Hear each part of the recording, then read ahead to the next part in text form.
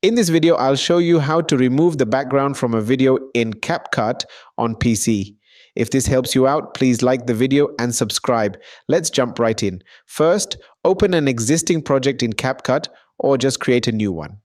After that, import the video where you want to remove the background. Once your video is added, drag it to the timeline.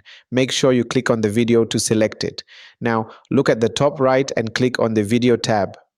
You'll see a section called Basic, but what you want is the one next to it called Remove BG. So click that.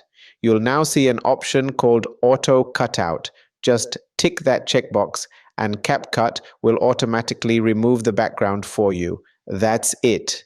Now, if you want to add a different background, just import the image or video you want to use. Drag it onto the timeline first. Then drag your background removed video and place it above the new background, like an overlay. When you press play, you'll see your video with a brand new background. If that helped you out, hit that like button and subscribe for more easy CapCut tutorials.